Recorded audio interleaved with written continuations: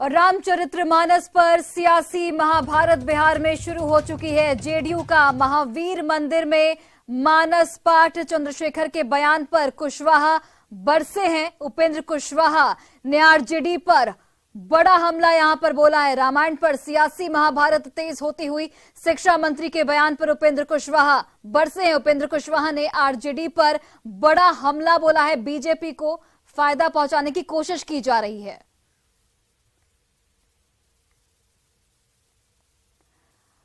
तो रामचरितमानस पर सियासी महाभारत लगातार जारी है। जेडीयू का महावीर मंदिर में मानस पाठ रखा गया है। महावीर मंदिर में जेडीयू के कई नेता मौजूद हैं। जेडीयू नेता मानस पाठ कर रहे हैं।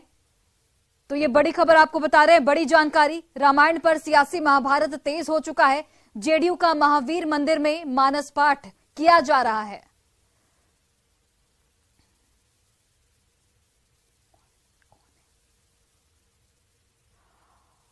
और आपको उपेंद्र कुशवाहा का वो बयान भी सुनाएंगे जिसमें उन्होंने आरजेडी पर इशारों में निशाना साधा है। लेकिन इस वक्त आपको सीधे लिए चलते हैं पटना, जहां पर हमारे सहयोगी शैलेंद्र इस वक्त मौजूद हैं, जहां पर बीजेपी की ओर से मानस पाठ किया जा रहा है। शैलेंद्र,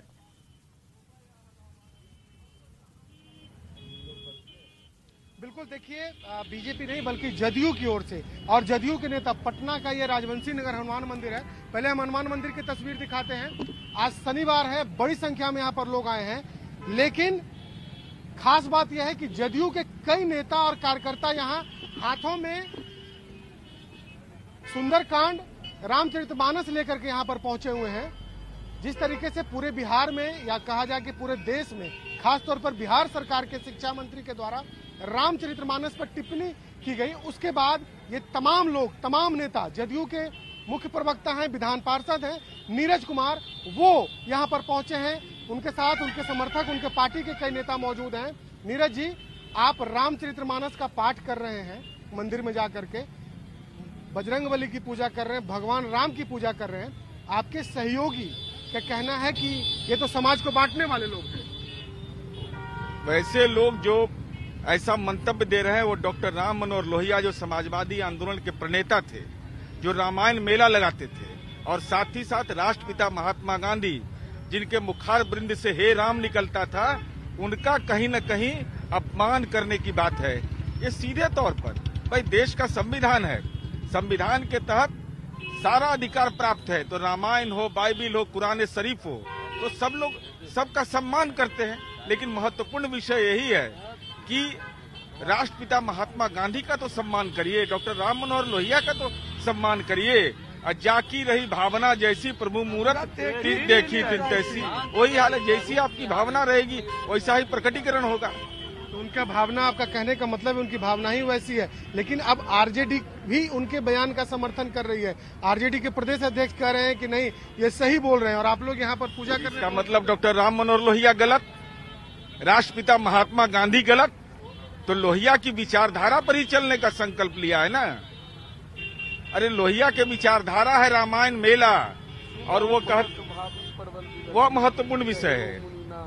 तो आप रामचरितमानस का पाठ करते हैं? अरे बोलेंगे, रामचरितमानस का ही नहीं भावना है। रामचरितमानस के बाल खंड में ही है ना, जाकी रही भावना जैसी प्रभु मूरत देखी दिन तैसी। जिसकी जैसी भावना होती है उसी रूप में भगवान दिखते हैं। कई दोहा हैं जिस पर आपके सहयोगी पार्टी को ऐतराज है कि कहते, उनका कहना है कि दोहे इस रामचरितमानस में से उस दोहा को हटा दीजिए। भैया, इसके लिए तो देश का संविधान है, और संविधान के न्यायपालिका बना हुआ है। इस पर राजनीतिक संदर्भ की टिप्पणी क्या है? और जिस समय ये रामायण का निर्माण हुआ, उसके बाद न डॉक्टर राम मनोहर लोहिया आए, उसके बाद राष्ट्रपिता महात्मा गांधी आए ना। तो कम से कम हम लोगों से ज्यादा ज्ञान तो उन लोगों के पास था। और देश का संविधान है जो भीमराव अंबेडकर ने बनाया है, वही है रामायण, बाइबिल और कुरान शरीफ। लेकिन तो ये आप लोग आज आए हैं यहाँ पर पूजा करने, कहीं आरजेडी को जवाब देने तो नहीं? नहीं, हम हर एक शनिवार को यहाँ आते हैं। चूंकि मेरी तबीयत खराब है, इसलिए मैं हर एक शनिवार को आराधना करने आता हूँ। हर शनिवार को आते हैं। और देखिए, जदयू के जो नेता हैं, मैं बला और अति बला, शक्ति तुम्हें कहा जा सकता है कि ये जवाब है आरजेडी को। और देख लीजिए, तुम्हें बताता हूँ, अरुण नयन उर्बाहु विशाला नील जलज तनु श्याम तमाला कटिपट पित कसे वर भाता रुचि चाप सहायक तुम हाथा। श्री राम लखन के गुरु चरणों में स्नेह सहित प्रणाम किया, आशीष देकर गुरु ने उन्हें। ये देखिए रामचरितमानस का जो विवाद है वो किस तरीके से बढ़ता जा रहा है। हालांकि आमतौर पर हर शनिवार को यहाँ पर काफी भीड़ होती है, लेकिन आज जदयू के जो नेता हैं, कार्यकर्ता हैं, वो तमाम लोग यहाँ पर पहुंच चुके हैं। उनसे हम बात करते हैं। ये बताइए कि आप जदयू के नेता हैं जी, तो लेकिन आपके जो सहयोगी आरजेडी के नेता हैं, शिक्षा मंत्री हैं, प्रदेश अध्यक्ष हैं, उन्हें यह पसंद नहीं है रामचरितमानस। तो हम भगवान हनुमान से और श्री राम जी से यह प्रार्थना करते हैं कि हे श्री राम, हे हनुमान, माननीय शिक्षा मंत्री को बुद्धि दें, क्योंकि वो बुद्धिहीन हो गए हैं और रामचरितमानस का सभी लोगों ने सम्मान किया है। क्या कहेंगे आप? विरोध हो रहा है आरजेडी के द्वारा। अब आरजेडी के द्वारा विरोध हो रहा है, तब समझने की बात है ना। क्या श्री रामचरितमानस को जब लोहिया के कारण, अभी हमारे नेता ने भी बताया कि उसमें हनुमान का जो है मेला लगा करता था, रामायण मेला, वहाँ पे उस जमाने के लोग जाते थे। हम लोग तो राम मनोहर लोहिया, आप लोग जो ये पाठ कर रहे हैं, तो हो सकता है कि जदयू के आप लोग हैं तो आरजेडी को नागवार गुजरे, वो अलग विषय है। उसके लिए हम लोग का मतलब कोई चिंता नहीं, लेकिन अधम शब्द को उन्होंने जात से जोड़ के एक प्रकार का भ्रमित किया है समाज को। अधम शब्द तो किसी भी जात, बड़े छोटे, धर्म, वो तो नकारात्मक व्यक्तित्व का प्रतीक है अधम शब्द। शैलेंद्र, ये अशिक्षा मंत्री है एकदम पूरा, इसको शिक्षा की जरूरत है। आप जदयू के नेता हैं जी। आप अपने सहयोगी को बता रहे हैं शिक्षा मंत्री। मैं सहयोगी क्या, मैं माननीय मुख्यमंत्री से आग्रह करता हूँ कि पूरे जनता में इस आदमी के चलते विद्रोह फैलेगा। इस आदमी को जो है ना इलाज करने की जरूरत है। ऐसे ही आदमी जो है ना पूरे विश्व में इस बिहार का परिदृश्य जो खराब करता है। जंगल राज कहने को लोग ऐसे नहीं कहते थे, ऐसे लोगों कुछ बयानों के कारण ही कहते थे। इस अशिक्षा मंत्री को शिक्षा की जरूरत है शैलेंद्र जी।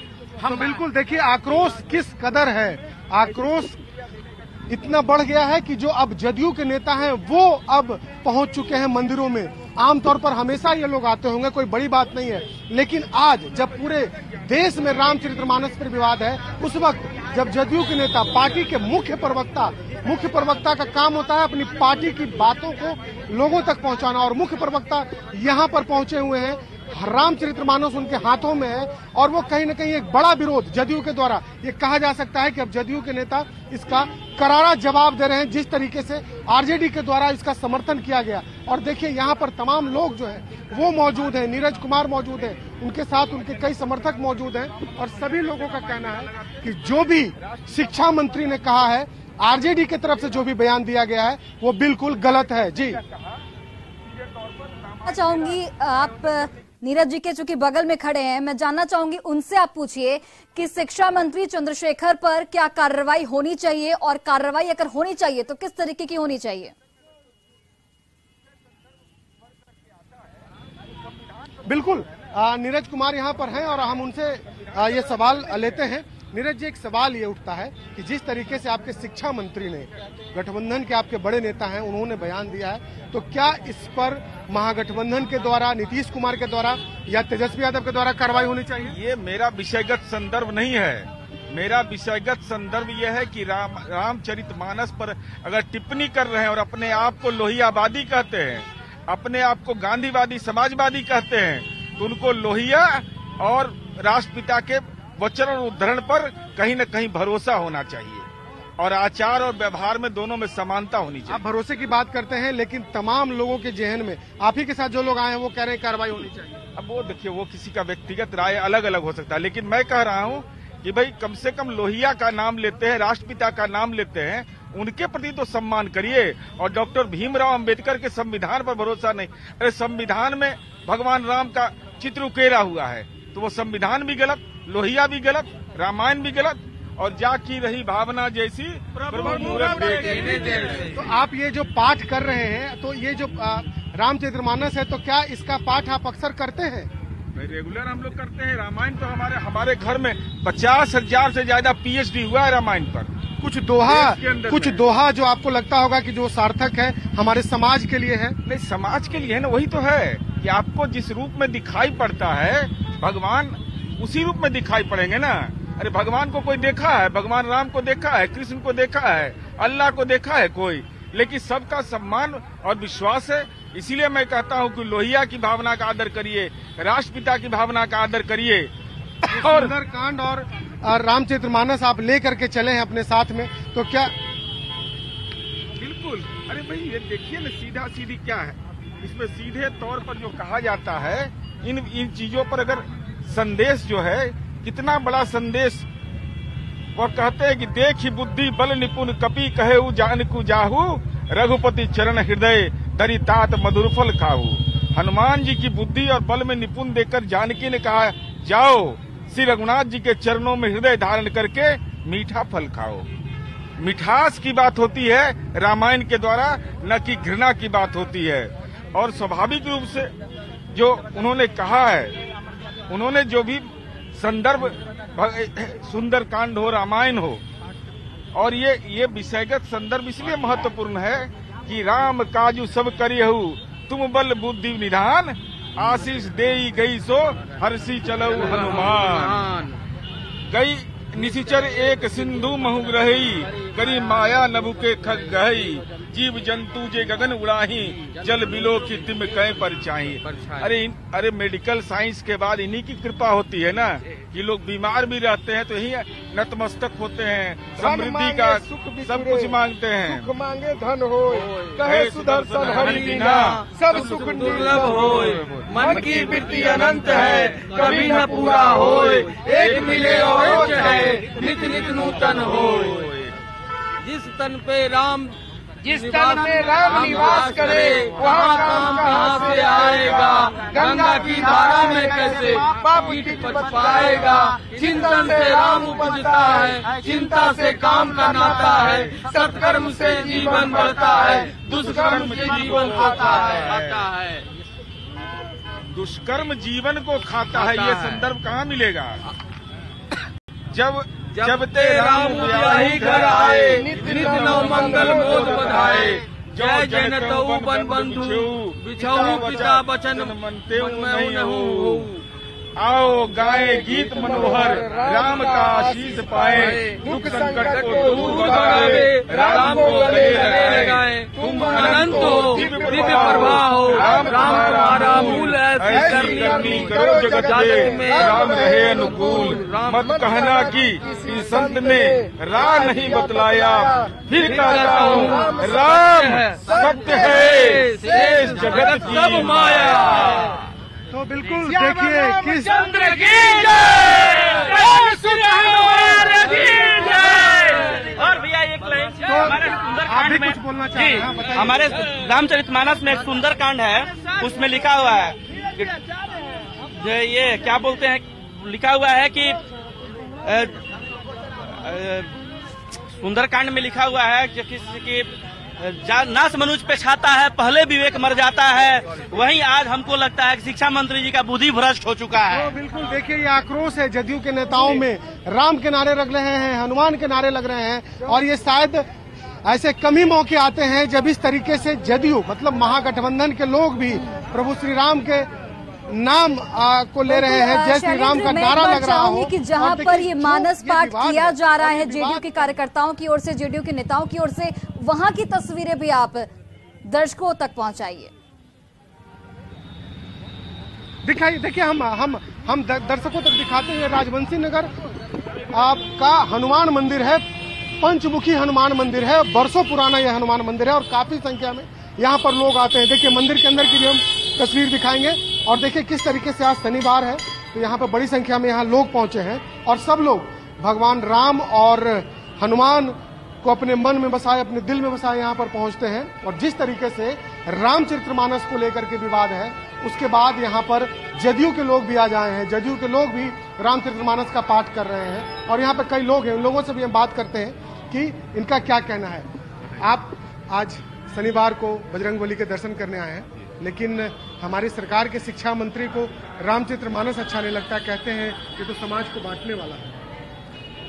सर हम बैंकर हैं, हम भी सब पॉलिटिक्स में पढ़ते नहीं हैं और उन्होंने क्या बोला क्या नहीं बोला ये उचित है रामचरितमानस पर सवाल उठाना? नहीं, रामचरितमानस में हम कौन होते हैं उचित अनुचित बोलने वाले, उसको गलत क्यों साबित करेंगे।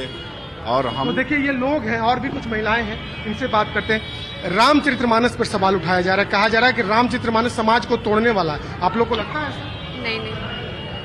नहीं तोड़ने वाला है। ये हमारे हिंदू धर्म का बहुत अच्छे भगवान माने जाते हैं और इसका किसी जात से कोई मतलब नहीं है। तो रोम रोम में हमारे राम हैं और अब जिस तरीके से इस पूरे मामले पर सियासत हो रही है, लोगों में आक्रोश है, सहयोगियों में आक्रोश है और भी कुछ लोग इनसे बात करते हैं। ये बताइए कि रामचरितमानस पर सवाल उठाना उचित है? इसमें हम लोग क्या कहें, रामचरितमानस पर जो सवाल उठा रहा है उसका मतलब कोई हिंदू तो है ही नहीं है, इंसान भी नहीं है, इससे ज्यादा कुछ नहीं कहा जाएगा। वो तो वही शिक्षा दी जा रही है ना, वहाँ तो उस पार्टी में वही शिक्षा दी जा रही है कि यही करना है।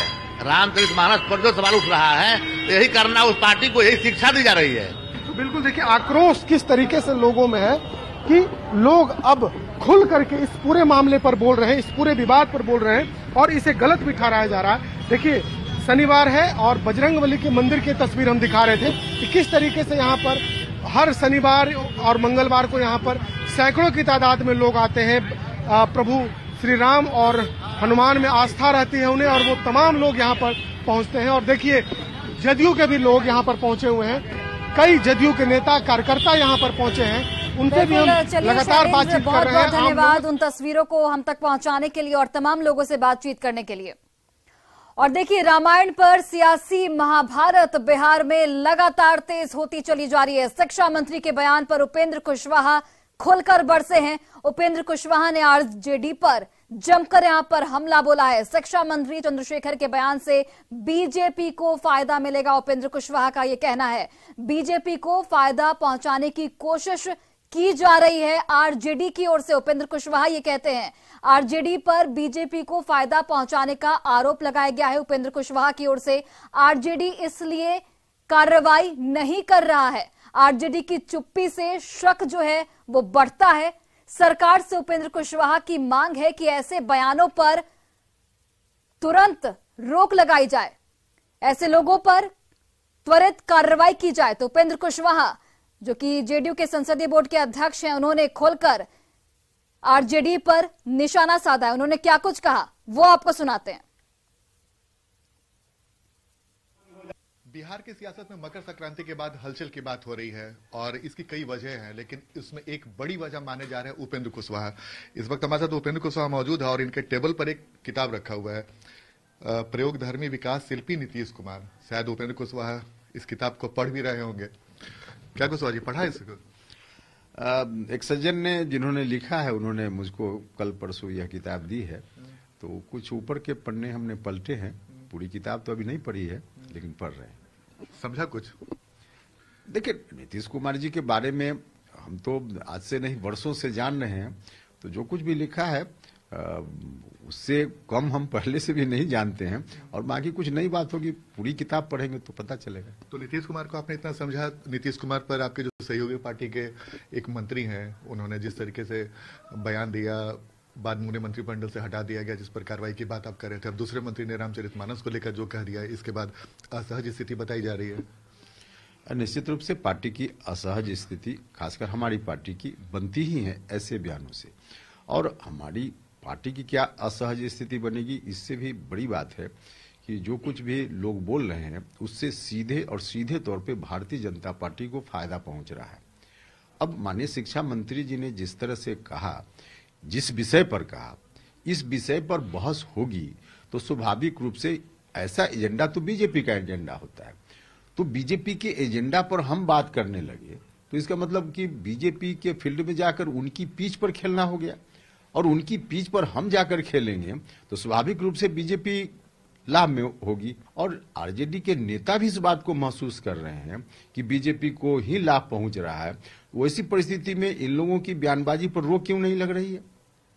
तो इसका तो अर्थ यह भी होता है कि कहीं ना कहीं बाहर में बोलने के लिए जो बोले राष्ट्रीय जनता दल के नेता लोग, लेकिन जो एक आरोप है लोगों के बीच में, एक आशंका रहती है कि भारतीय जनता पार्टी से कहीं ना कहीं अंदर खाने मिली भगत जैसी स्थिति होती है इन लोगों की, क्योंकि भारतीय जनता पार्टी से कुछ राहत भी लेनी है। तो यह जो आशंका है, इस आशंका से को और बल मिलता है।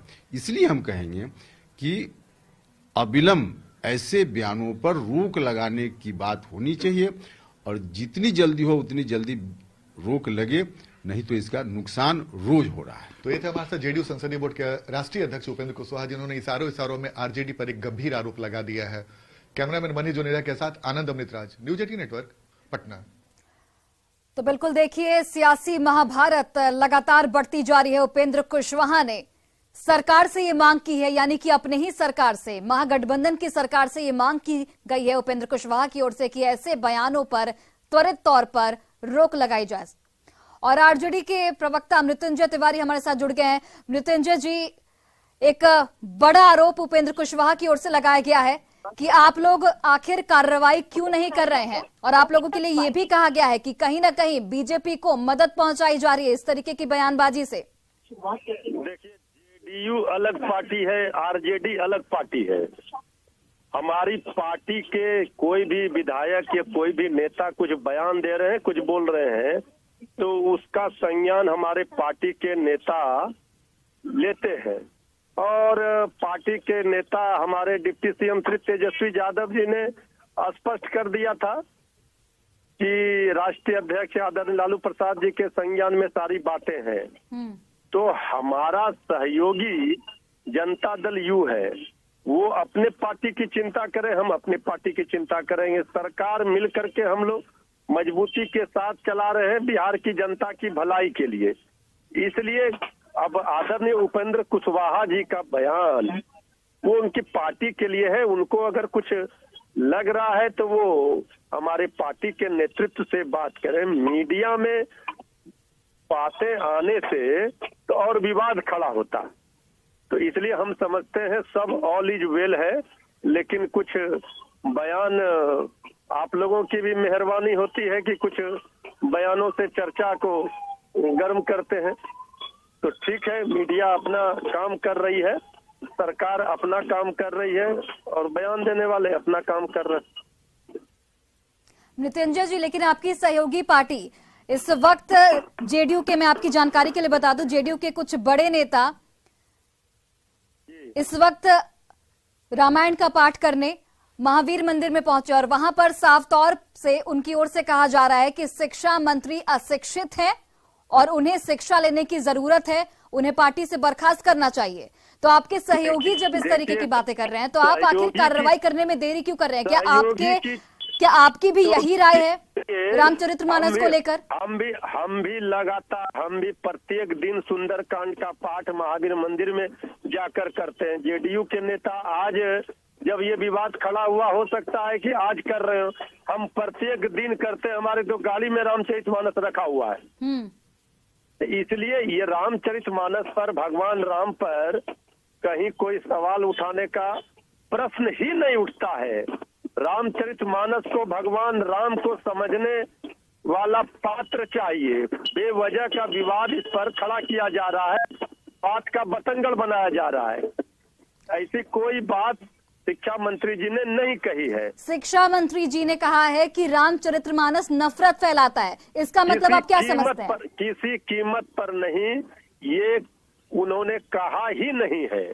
उन्होंने कुछ चौपाई को लेकर के अपनी बातें की है और जो चौपाई में है वो उसके संदर्भ में उनका कहना था, लेकिन पूरे रामचरितमानस पवित्र ग्रंथ है, सनातन और हिंदू असंख्य घरों में ये पढ़े जाते हैं। इस पर कहीं कोई सवाल, इस पर बीजेपी का कोई कॉपीराइट नहीं है। ये राजनीति का विषय, रामचरितमानस भगवान राम नहीं होना चाहिए। ये राम भगवान सर्वत्र पूजे जाते हैं। भगवान राम के चरित्र को, उनके आचरण को अपने जीवन में उतारना चाहिए, यही रामचरितमानस में दिखाया गया है। चलिए मृत्युंजय जी, बहुत बहुत धन्यवाद हमसे बातचीत करने के लिए। और देखिए, हमारे सहयोगी आनंद अमृतराज इस वक्त लाइव जुड़े हुए हैं। आनंद, उपेंद्र कुशवाहा के इस बयान को किस तरीके से देखा जाए? क्योंकि जिस तरीके से मृत्युंजय तिवारी से मैं अभी बात करी थी, मृत्युंजय तिवारी ने कहा कि वो उनका व्यक्तिगत बयान है या फिर जेडीयू का ये स्टैंड होगा, लेकिन हम अपने स्टैंड पर कायम हैं और अगर उपेंद्र कुशवाहा को कोई परेशानी है तो वो लालू प्रसाद यादव से बात करें। यानी कि जो बात कही जा रही थी टूट की, वो अब धीरे धीरे सतह पर नजर आ रही है क्या?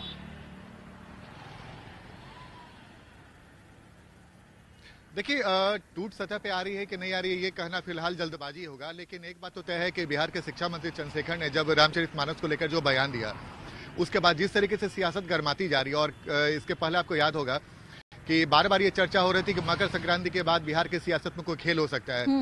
इसकी पृष्ठभूमि दिखने लगी है, और इसकी पृष्ठभूमि इस वजह से दिखने लगी। हम अभी भी कह रहे हैं कि इसमें कोई भी जल्दबाजी होगा, कुछ भी कहना है कि कुछ ऐसा घटना घट सकता है, लेकिन चंद्रशेखर का बयान आता है, शिक्षा मंत्री चंद्रशेखर हैं, उनका बयान आता है, और उसके बाद बिहार सरकार के भवन निर्माण मंत्री और जेडीयू के कद्दावर नेता अशोक चौधरी प्रेस कॉन्फ्रेंस करते हैं, और उन्होंने जिस तरीके से चंद्रशेखर के बहाने एक तरीके से इशारों में राजद पर ही निशाना साधा है, और चंद्रशेखर के बयान के बहाने जो बयान देना चाहता था जेडीयू, उसने मैसेज क्लियर कर दिया है कि आरजेडी का जो भी स्टैंड है उनको क्लियर करना होगा, और उसके पहले जेडीयू ने अपना स्टैंड क्लियर कर दिया कि इस पूरे मामले पर हम क्या हैं। उसके बाद अगर आप आगे बढ़ेंगे, कड़ी को जोड़ेंगे, तो नीरज कुमार जो जेडीयू के एमएलसी हैं और जिन्हें नीतीश कुमार का बेहद करीबी माना जाता है, वो हनुमान मंदिर पहुंचते हैं और रामचरितमानस का पाठ करके वो क्या कहना चाहते हैं, क्या संदेश देना चाहते हैं, ये हमारे दर्शक भी बखूबी समझ सकते हैं। उससे भी गंभीर आरोप जेडीयू संसदीय बोर्ड के अध्यक्ष उपेंद्र कुशवाहा लगाते हैं, और उन्होंने एक तरीके से इशारों में रामचरितमानस के बहाने आरजेडी के शीर्ष नेतृत्व पर ही सवाल खड़े कर दिए, जो बेहद गंभीर मामला है। भले ही मृत्युंजय तिवारी कुछ भी कहें, लेकिन इतना तो तय है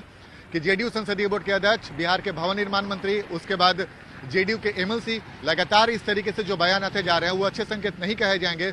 और जो भी जो आरजेडी के नेता हैं, शीर्ष नेतृत्व या फिर जेडीयू के शीर्ष नेतृत्व, उन्हें तुरंत इस पूरे मामले को देखना होगा, क्योंकि ऐसे ही बयानबाजी के दौर से होते होते एक समय ऐसा आता है कि जब परिस्थितियां बदल जाती है। इसका इस अनोख तस्वीर इसका हम लोगों ने 2020 के परिणाम के बाद देखा था, जो 2022 तक आते थे। बीजेपी के कई नेताओं ने जो बयान दिया था नीतीश कुमार को लेकर, जिसको लेकर जेडीयू ने एतराज जताना शुरू किया, और परिस्थितियां ऐसी बनती चली गई जब ये गठबंधन टूट गया। एक बार फिर से अभी सरकार के अभी 5 महीने हुए हैं, लेकिन जिस तरीके से जेडीयू और आरजेडी के नेताओं के बयान आने लगे हैं, वो अच्छे संकेत नहीं कहा जा सकते। इसके पहले शिवानंद तिवारी जो जेडीयू के राष्ट्रीय उपाध्यक्ष है, उन्होंने भी नीतीश कुमार को लेकर जो एक बयान दिया था, आश्रम वाली बात, वहां से ये सिलसिला शुरू हुआ, जो आज परिस्थितियां इस लेवल पर पहुंच गई हैं कि आरजेडी के नेता रामचरितमानस को लेकर एक सुर में हैं, और दूसरी तरफ जेडीयू के नेता रामचरितमानस को लेकर दूसरे सुर में दिखाई पड़ रहे हैं। और अब तो जेडीयू के जो नेता हैं, वो तो इशारों में आरजेडी पर गंभीर आरोप भी लगाते दिख रहे हैं। तो ये कहीं से भी महागठबंधन के लिए इस वक्त, जैसी आज खरवास की समाप्ति हुई और आज से नए साल की शुरुआत होती है, अगर हिंदू में देखें तो मकर संक्रांति के बाद एक नया अध्याय शुरू होता है, सब शुभ काम शुरू होते हैं।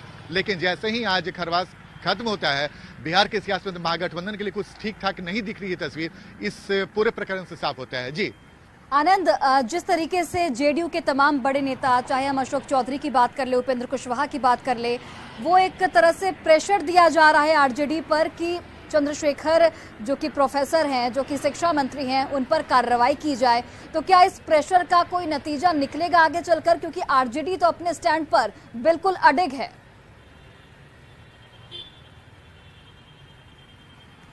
देखिए, बिल्कुल आपने सही कहा, लेकिन एक और दिलचस्प बात भी है, और वो बात यह है कि आपको याद होगा कि जब बिहार के कृषि मंत्री थे सुधाकर सिंह, उन्होंने जब नीतीश कुमार को लेकर आपत्तिजनक बातें कही थी, उसके बाद एक बार ये सवाल नीतीश कुमार से पूछा गया था, तो उन्होंने कहा कि ये आरजेडी का अंदरूनी मामला ही आरजेडी के लोग देखेंगे। उसके बाद अभी तक कुछ वैसी कार्रवाई नहीं हुई है। और अब जब उपेंद्र कुशवाहा ने कह दिया और कि मकर संक्रांति के बाद हमें उम्मीद है कि आरजेडी के जो शीर्ष नेतृत्व है वो सुधाकर सिंह पे कार्रवाई करेंगे, तो ये मामला फिर से गरमाने वाला है, क्योंकि जेडीयू के नेता बार बार ये कह रहे हैं कि भाई ये आरजेडी का अंदरूनी मामला है, लेकिन नीतीश कुमार पर कोई अगर सवाल खड़े करता है, कोई बयान देता है, तो उसे बर्दाश्त नहीं किया जा सकता है। उसके बाद जो अभी बिहार के शिक्षा मंत्री चंद्रशेखर हैं, उन्होंने भी रामचरितमानस को देकर जो बयान दिया और अपने स्टैंड पे कायम दिख रहे हैं, जिससे जेडीयू के नेताओं की नाराजगी बढ़ती जा रही है। क्योंकि जिस तरीके से आप इस बात को आप हल्के में नहीं ले सकते हैं कि जिस तरीके से आज पटना के हनुमान मंदिर, राजवंशी नगर हनुमान मंदिर में अगर आज जेडीयू के नेता पहुंचते हैं, बजाते हाथ में रामचरितमानस लिए हुए और पाठ करते हैं, तो ये अच्छे संकेत नहीं। इसको सिर्फ पाठ भर नहीं समझा जाए, बहुत कुछ परिस्थितियां कब बदल जाए कोई नहीं जान सकता है। नीरज कुमार, अशोक चौधरी, उपेंद्र कुशवाहा, ये सिलसिला आगे अगर आपको बढ़ते दिखे तो इसमें कोई आश्चर्य की बात नहीं। लेकिन मैंने फिर से आपको कहा कि जो आरजेडी के शीर्ष नेतृत्व के लोग हैं, जेडीयू के शीर्ष नेतृत्व के लोग हैं, उनमें कैसे तालमेल है, वो कैसे इस पूरे सिचुएशन को हैंडल करते हैं, ये देखना बेहद दिलचस्प होगा। आनंद, यहाँ पर आरजेडी के भी दो अलग अलग स्टैंड नजर आते हैं। अगर हम जगदानंद सिंह के बयान को सुने तो वो बिल्कुल समर्थन करते हुए नजर आते, वहीं पर शिवानंद तिवारी थोड़ा सा साइडलाइन होकर, हालांकि समर्थन करते हैं लेकिन थोड़ा सा साइडलाइन होकर समर्थन करते हैं। तो यहाँ की स्थिति आप किस तरीके से देखते हैं? देखिए, उपेंद्र कुशवाहा ने भी इस बात का जिक्र किया कि जब रामचरितमानस को लेकर, माफ कीजिएगा, रामचरितमानस को लेकर जिस तरीके से चंद्रशेखर का बयान आया, जो शिक्षा मंत्री हैं, उसके बाद जो प्रेस कॉन्फ्रेंस का हवाला दिया उपेंद्र कुशवाहा ने कि आरजेडी के ही जो बड़े नेता हैं उन्हें में आपसी तालमेल नहीं दिख रहा है, एक नेता कुछ बोल रहे हैं, एक नेता कुछ बोल रहे हैं, तो ये साफ होना होगा ना, कहीं ऐसा तो नहीं कि रामचरितमानस को लेकर आरजेडी में दो धड़ा है। बहरहाल जो भी हो, लेकिन आरजेडी के अंदर जो कल प्रेस कॉन्फ्रेंस में दिखा, उसका हवाला देकर जेडीयू के नेता जो सवाल पूछ रहे हैं आरजेडी से, ये भी बेहद महत्वपूर्ण है। इसलिए मैंने आपको कहा कि जो भी परिस्थितियां तेजी से, खासकर सुधाकर सिंह से ये सुगबुगाहट शुरू हुई थी आरजेडी और जेडीयू में तनाव की, उसके बाद अब ये नया मामला चंद्रशेखर का आ चुका है। इसके बाद ये परिस्थिति आगे क्या करवट लेती है फिलहाल कोई नहीं जानता है, लेकिन इतना तो दिलचस्प है कि बहुत अच्छे संकेत महागठबंधन के लिए इस मायने में नहीं माने जा सकते हैं, क्योंकि दोनों बड़े नेता तेजस्वी यादव ने साफ कहा कि सुधाकर सिंह के बारे में जब उनसे सवाल पूछा गया था तो उन्होंने साफ कहा था कि वो बीजेपी के एजेंडा चलाने वाले, ऐसे कोई बयान को बीजेपी के एजेंडा चलाने वाला माना जाएगा। तो यानी कि उन्होंने भी अपनी तस्वीर साफ कर दी है कि वो भी इस तरह के बयान के से इत्तेफाक नहीं रखते हैं। लेकिन बावजूद इसके आरजेडी के कुछ नेता हैं जो लगातार जिस तरीके से बयान आ रही है वो कुछ और भी इशारा करती है। तो जाहिर सी बात है जेडीयू और आरजेडी के शीर्ष नेतृत्व को तुरंत इस पूरे मामले को देखना होगा, नहीं तो परिस्थितियां कब हाथ से निकल जाए कोई नहीं जान सकता। लेकिन फिलहाल आज शनिवार का दिन है और मकर संक्रांति का दिन है, जैसे ही सुबह के 10 बजे के बाद घड़ी की सुई आगे बढ़ती है, एक के बाद एक ऐसे राजनीतिक घटनाक्रम हुए हैं जो बिहार की सियासत में हलचल बेहद तेज कर गई है। और दूसरी तरफ से एक बार मैं आपकी बता दूं कि कांग्रेस की तरफ से भी रामचरितमानस को लेकर जो बयान आया है उसका भी स्टैंड क्लियर है कि आरजेडी की तरफ से जो बयान आया वो भी उससे इत्तेफाक नहीं रखते। तो जाहिर सी बात है परिस्थितियां कब बदल जाए बिहार की सियासत में कोई नहीं जानता। और 7 दलों का गठबंधन, चलिए आनंद, मैं थोड़ी देर के लिए आपको रोकना चाहूंगी। एक बार जगदानंद सिंह के उस बयान को सुनाते हैं जहां पर वो खुलकर समर्थन करते हुए दिखते हैं। थोड़ी देर के लिए आप रुकिए, आपके पास वापस लौटूंगी। तो देखिए, रामचरितमानस के अपमान के मुद्दे पर आरजेडी अब खुलकर शिक्षा मंत्री चंद्रशेखर के समर्थन में आ चुकी है। आरजेडी के प्रदेश अध्यक्ष जगदानंद सिंह ने कहा है कि शिक्षा मंत्री चंद्रशेखर समाजवादियों की राह पर चल रहे हैं। शिक्षा मंत्री ने ठीक कहा है बिल्कुल, और आरजेडी पूरी एकजुटता के साथ शिक्षा मंत्री के साथ खड़ी है। क्या कुछ कहा जगदानंद सिंह ने, आप खुद सुनिए। और जो राह समाजवादियों ने हमें बताई है उस पर आज भी चलने का एक काम कर रहे हैं। आज एक विषय उठ गया है, आज हम लोग उस विषय को छेड़ना नहीं चाहते हैं, लेकिन एक लाइन में मैं जरूर कहूँगा कि आश्वस्त रहिए चंद्रशेखर जी, पूरी राष्ट्रीय जनता दल आपके कथन के साथ और कमंडलवादियों से लड़ने के लिए हम सभी समाजवादी तैयार हैं। आगे लड़ाई होगी, उसको लड़ा जाएगा। तो आनंद, आपने सुना, जगदानंद सिंह ने साफ तौर पर कहा कि आश्वस्त रहिए चंद्रशेखर जी, पूरी आरजेडी आपके साथ खड़ी है और कमंडलवादियों के खिलाफ लड़ने में हम आपकी मदद करेंगे।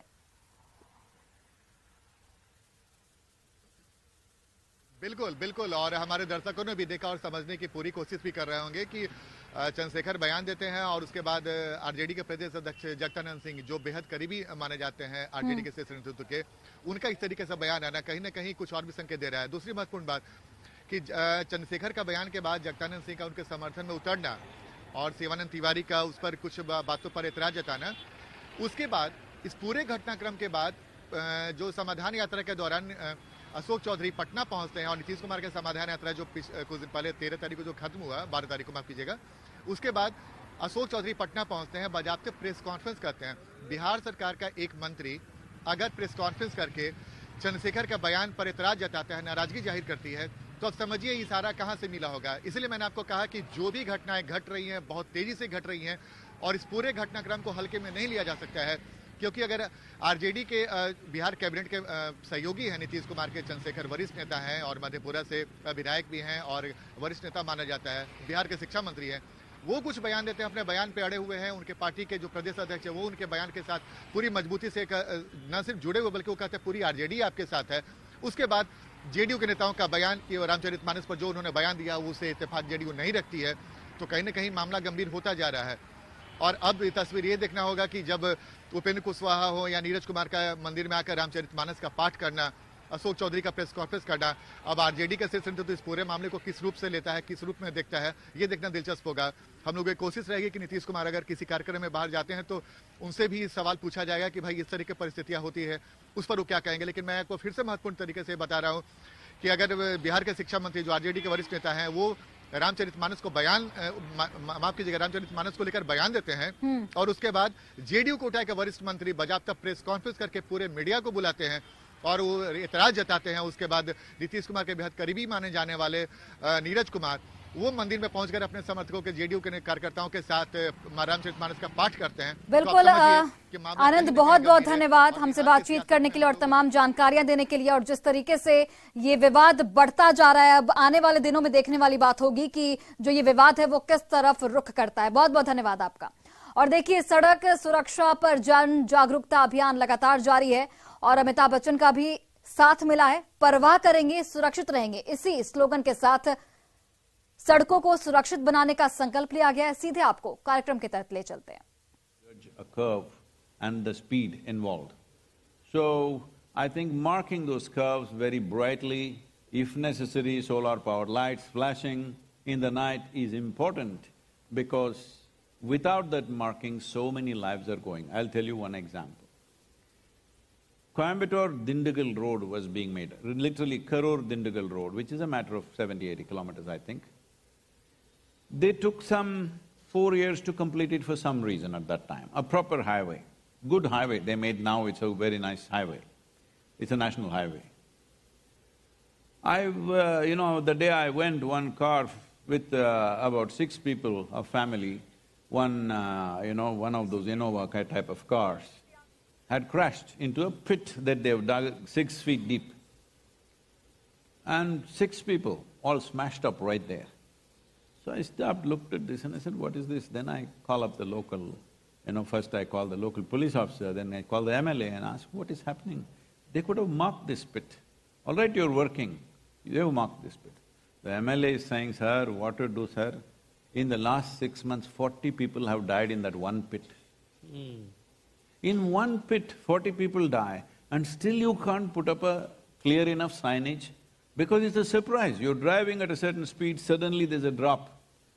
So this is almost like people are trying to test your spiritual intuitiveness, whether you can really see things that you cannot see or not. So I think but Sadhguru also is important that you declare your intent. I think we sometime, all of a sudden people decide to change lanes or stuff like that. I think it's important to declare your intent. One thing I've noticed that if we know in advance that somebody is turning or somebody else's intent, is much more easier to drive. So definitely, yeah. That usage of indicators, changing lanes, that is still not dropped into people's minds here. But the important thing is right now, these days it's come down, but in the last 10 years, I've had many incidents when you're going on your side of the highway, suddenly one guy is coming from the opposite side. Yeah. Which you're not looking for, you're not even thinking that he's going to come. Surprises. Suddenly he surprises you, which is a very dangerous process. So essentially about following rules, whether it's road or otherwise, we are still not a law-abiding nation in that sense. I will tell you my experience. Normally, when I fly back into Coimbatore, I will end up landing there 12:30, like somewhere between 10 to 1 generally, finishing the programs elsewhere and going back. Either I am riding back on a motorcycle, which is mostly these days, but otherwise in a car. So, a red light comes, I stop, no traffic.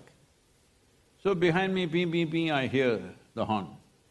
So I say, what? And then that guy comes here in one little moped and just does like this to me. Because he thinks I'm a fool, stopping there in the middle of the night. There is no policeman, what are you doing here? That is the message he's giving me. Then he looks at my face, oh Sadhguru, oh, photo ediklam. Okay, I'm saying, yes, Sadhguru. The thing in that lack of integrity. और फिलहाल इस bulletin में बस इतना ही। आप देखते रहिए News 18 Bihar Jharkhand.